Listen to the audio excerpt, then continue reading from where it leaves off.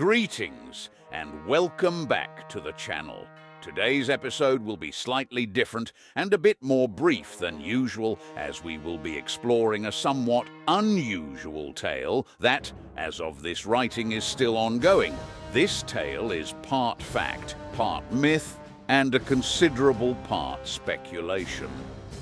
For the dies of fate are still being cast for one stout and bearded hero of the old world. Today's tale is that of Stossi Roguebeard Thorikson, a distant cousin of Boric Thunderbrow Thorikson. Stossi is, as the name implies, a rogue, at least in the eyes of respectable dwarfen society, for Roguebeard is a dwarf who you will not find toiling in the mines, nor in a guild plying a trade. Neither will you find him sheltering safely inside a dwarf hold or a manling city, living out his days in peace. Nay, Roguebeard seeks something greater. Perhaps he seeks wealth and prestige, settling a grudge, as dwarfs need to do, or he is working towards eventually reclaiming his ancestral home, whatever it may be. Only he knows, but fate will decide the final outcome. Legend has it that when Roguebeard was born, the ancestor gods could not foretell as to Roguebeard's Asgal, which means fate, in Khazalid. Therefore, the outcome of Roguebeard's fate would be left to chance, like tossing a pair of dice on a table.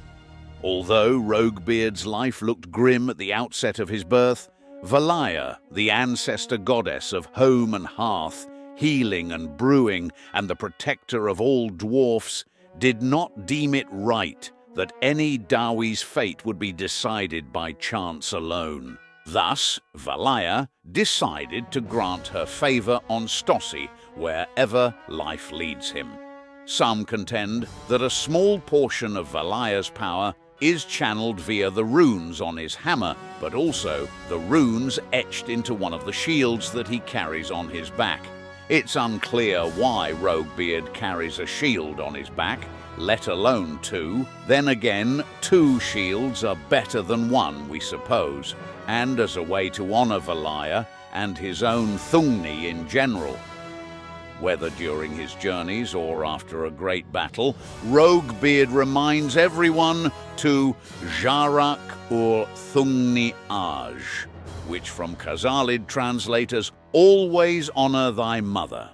Whether Roguebeard is swinging his mighty two-handed hammer or downing a tankard of fine dwarf ale, Roguebeard feels the favor of his patron goddess no matter what the dies of fate have in store for him.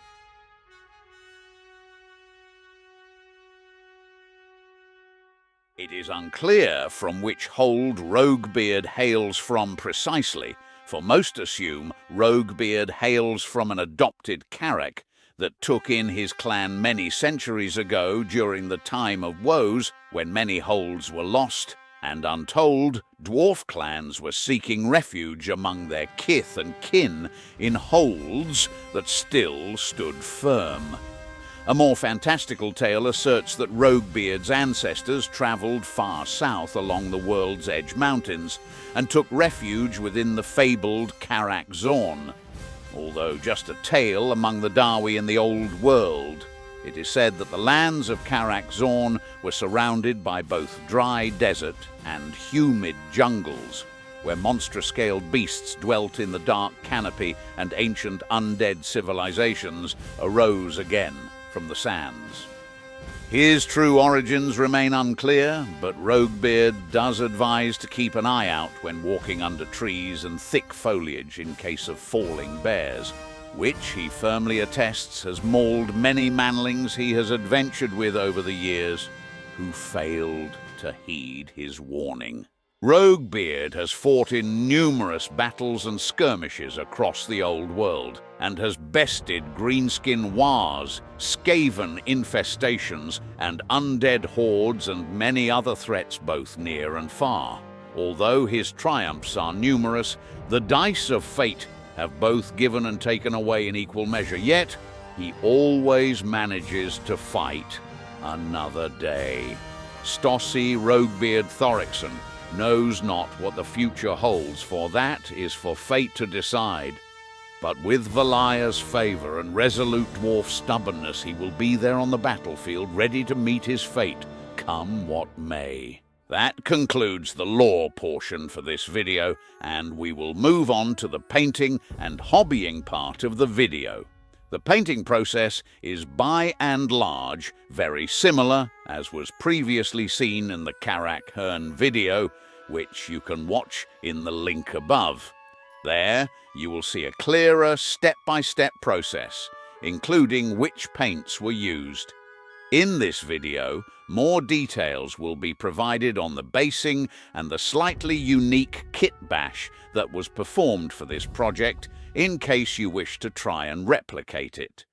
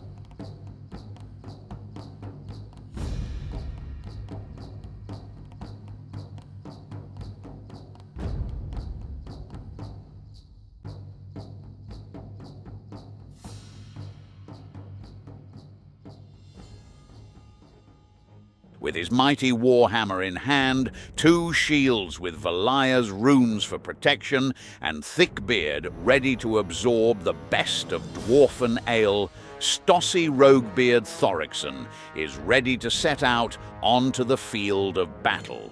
We know not where, nor what foe Stossi will take the fight to next, for that is for him to decide, but the outcome of those battles, well, that will be up to the dice of fate. Thank you very much for watching this episode, and a special thanks to Stos at Rogue Element Gaming for being the subject matter of this episode. I did my best to create a bit of new lore for the old world, but also incorporating another creator's likeness as inspiration, in a way that did justice to both. If you are on the lookout for some Warhammer Fantasy battle reports, please check out the Rogue Element Gaming channel on YouTube, link in the description down below. Thank you again for watching, and if you enjoyed this video, please consider leaving a like, a comment, and, if particularly appreciative, subscribe to the channel. Until next time, Karunin Karak. Protect and endure.